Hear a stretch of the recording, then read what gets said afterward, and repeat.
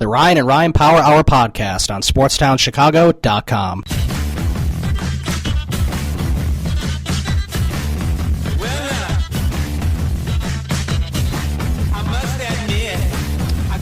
Welcome back to the Ryan and Ryan Power Hour here on SportsTownChicago.com. I'm Ryan Stuprich. And I'm Ryan Risky. And now, just real quick, when Bobby Portis was drafted, just a little bit of a steal, I guess. He was projected to go, between the 16 and 20 range, according to CBSSports.com. One guy had him go in the 16th round, one in the 17th round, and one in the 20th round. So not a big deal. But yeah, that seemed to be what it was. Just to round out the NBA draft, not much going on. The Bulls did not have a pick in the second round, as we know. So, that's about it. The last person who was taken was Luka Mitrovic from the 70s to the 76ers. He played in Serbia. So that was the last one. And there was a lot of European players in the draft. There was a guy from Greece and Spain, just in the second round. So yeah, a lot of stuff. Some guy from Lithuania. So a lot of overseas guys. A lot of overseas guys for sure. Somebody from the Weber Bahia Estudiantes. I don't know what that is, but that's Juan Pablo Vallet, who was taken 39th overall to the Charlotte Hornets. So we'll have to see what happens with that. All right, moving on to the NHL draft, which is tonight. It's very exciting as well. The two drafts back to back. The number one overall consensus player that is going to be taken probably by the Edmonton Oilers is Connor McDavid. He seems like a once-in-a-generational talent. Yeah, I know that's what a lot of people have been saying about him. He could be the best player in the league very soon. Yeah, he could be one of the top ones. And then there's Jake Eichel, who's the projected number 2 pick. They could go in any order. It looks like the Oilers are going to pick McDavid, though. Yeah, and here's what it says. A blurb on him. The consensus top player on the draft, McDavid, is 6'1", 195 pounds, is considered by scouts to be the best draft prospect since Sidney Crosby in 2005, so really impressive. The most remarkable stat is he finished 9 points behind Ontario Hockey League scoring leader and teammate Dylan Strome, despite playing 21 fewer games. And Strome is projected, according to this draft by Adam Kimmelman, to go 4th overall to the Toronto Maple Leafs. Yeah, so I guess Erie has a good hockey team. I don't know. Yeah. The Blackhawks don't pick till number 54 because they traded their first-round pick, which it would have been number 30 overall. Right, I was going to say, I don't see him on here. They traded that for Antoine Vermette. They traded their second-rounder for Kimmo Timonen, and However, they got a second-round pick as a compensatory pick for not signing Kevin Hayes. Right. So they got the number 54 pick, I believe, in compensation for not signing him. Except with the number 30 pick in the draft, you're probably just going to trade down anyways. Yeah, I would think so. Now, what do you think the Hawks are going to be looking for in this draft? I mean, it's really the crapshoot on who they're going to take, but I wonder who you think that they're trying to go after. I don't have a specific player. Right. A position would probably be defense or a center. They've got plenty of forwards. Obviously they've got a lot of young defensemen, except for whatever reason, Joel Quenneville doesn't like a lot of them. You always have to be. That's true. He's sort of like Tibbs, where he doesn't like to play certain people. Although he has the track record. Yeah, Quenneville's going to be forced to, though, with the salary cap issues. They're going to be playing with a young blue line next year. I mean, obviously he likes Trevor Van Riemsdyk, except he's going to have to probably play with another young defenseman, or possibly 2, depending on what happens with Johnny Oduya. Right. That's a good point. There could definitely be a lot of different things. Of course, in 2010, we saw the the team changed a little bit after they won the Cup. In 2013, it changed too, including did the Hawks trade the guy that made the game-winning goal or the game-tying goal against the Bruins in 2013? Dave Boland? Yeah. They traded him on draft day. I believe they got like a second and 2/3 for him. Yeah, they traded him on draft day. There's There's always move. I guess we could still see a move by the Hawks. Now before the draft starts. Today's the day they trade Patrick Sharp, because I read they want to get a first. They'd love to trade up to get in the first round, and you're not getting a first round pick for Brian Bickle. No, I wouldn't think so. Bickle's the kind of guy you can kind of wait to see what the offseason does, how other things kind of pan out, and then you can decide if you need to trade Bickle. You've got to trade him or Sharp now, and I think today's the day that trade talks will heat up, and they could probably get something done. I think they possibly could get maybe a late first round pick and maybe a prospect, decent prospect in return for Sharp. Sure. They're not getting a top 6 forward on an entry-level deal, unless that's the only player they're getting in return. Right. I think, I mean, a lot of people think Sharp is going to be gone. There's been off-the-ice issues that have been interesting, and he did not play nearly as well. So I think it's a good piece. I mean, he was, a fan favorite for a while. He was here, He's been here since the bad days. Yeah, he's been here before Taves and Kane too. So right, it's been a while. Yeah, and with Sharp, even though his stats are kind of down, he's won. What brings his trade value up is he's won 3 Stanley Cups. He's like a 5 or 6 time 30-goal scorer. Right. He's a leader in the locker room, and he has so much playoff experience, and he's been performing very well in the postseason. So I mean, obviously he could bring a good haul. Where Bickle, you might be lucky to get a 3rd and a 5th round pick and just be happy to get rid of the salary.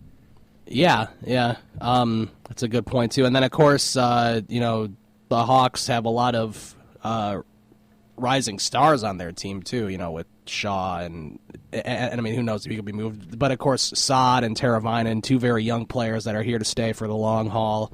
So it's very exciting. Right. And it's very exciting that they're able to keep this core together for so long. Yeah, very, very exciting. It's unfortunate that they can't keep it together another year. Darn salary cap. Yeah, huh? And the Blackhawks are reportedly close to a deal with Marcus Kruger. Okay. And it looks like I like that. The kind of prospect they want in return for Sharp is a defenseman, so that could be tied in to with Mike Riley, who's the defenseman from the Blue Jackets, who's opting not to sign with them. Right. So that's a good point. Here, let me take a look at the other person's draft, because I had 2 draft boards on here. The top 5 for Adam for his draft is Connor McDavid, Jack Eichel. I would love if the Oilers take Eichel instead of McDavid, and then the Sabres get Connor McDavid. Just because the Oilers seem like whoever they draft is just never good. They went into like the same kind of rebuild the Blackhawks did, except for whatever reason with Edmonton, it's been a never-ending rebuild. They've never been able to come out of it. Yeah, I mean, obviously, they really don't have. If you look at their team, they don't have really many franchise players after all these drafts, and I mean, obviously, taking Taylor Hall over Tyler Seguin, back in the 2010 draft, I think it was, where Sagan's like one of the top scorers in the entire league, and Hall's just a good player. Right. So I mean, that doesn't look like a good pick, which is why they're the kind of team that would pass on Connor McDavid, and I'm sure their fans would go crazy. And obviously, they haven't had like good goaltending either, or good defensive play. It's been a lot wrong. They fired a lot of coaches.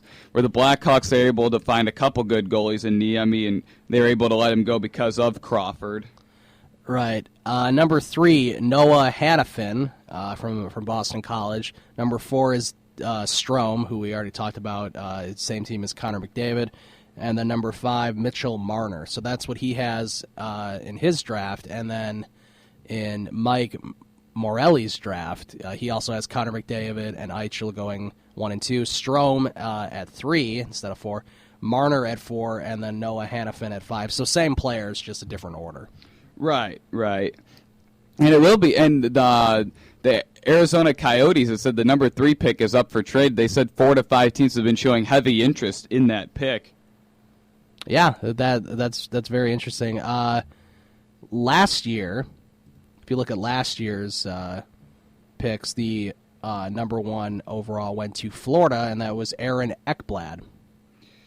Yeah, Aaron Ekblad, he won the Calder Trophy as the top rookie, and I believe he turned 19 in February, so that made him the youngest defenseman. Oh, wow. made him the youngest defenseman since like 1980 or sometime around then to win the Calder Trophy. And then the number 2 pick, Sam Reinhart, looks like he's going to be a franchise center for the Buffalo Sabres. Obviously, I don't think he played in the NHL last year. He spent a lot of time developing. That was a really good draft because 4th overall, I believe, Sam Bennett was another center that was taken. He was one of the top players in that draft. Sam Bennett was taken 4th by Calgary. And he was in consideration to go 1st overall. Right.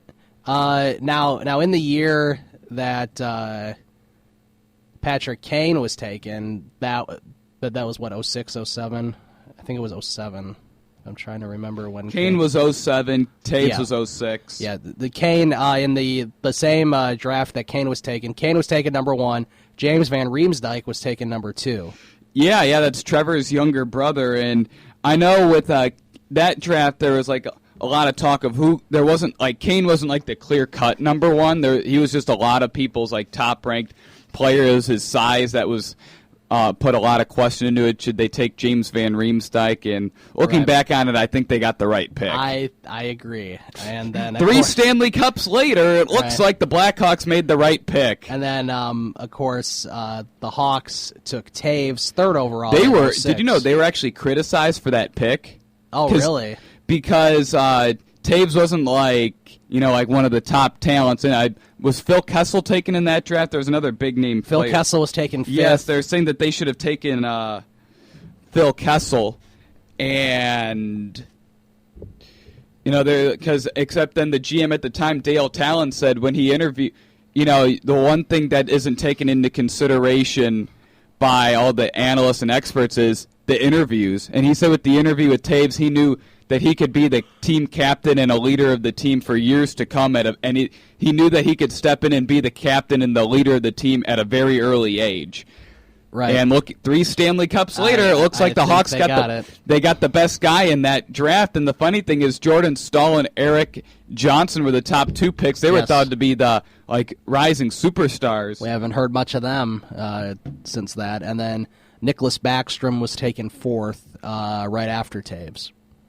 Mm-hmm. Yeah, there was a lot of good players in that draft, granted, except, the Hawks got the best guy at number 3. It's just like with the 2013 MLB draft. The Cubs probably got the best guy in the draft at number 2 with Bryant. Right. I agree with that. And then Sharp, obviously was taken well before that, and he was there for a long time while they were bad and everything, so that kind of sucks, obviously.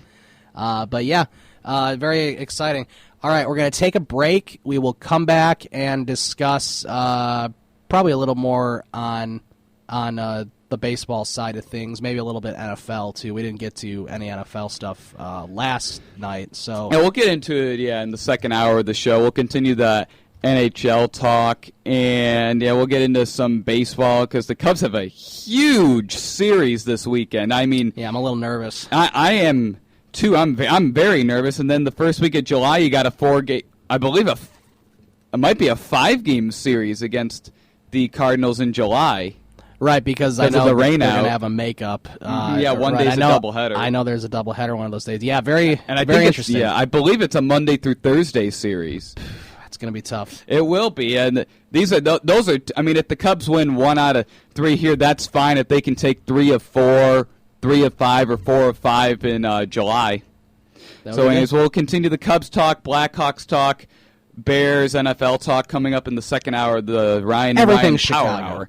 Yeah, everything that's good. Well, we tore apart the White Sox as an organization last night, and I absolutely had so much fun doing that. Anyways, this is the Ryan and Ryan Power Hour here on SportsTownChicago.com. The Ryan and Ryan Power Hour podcast on SportsTownChicago.com.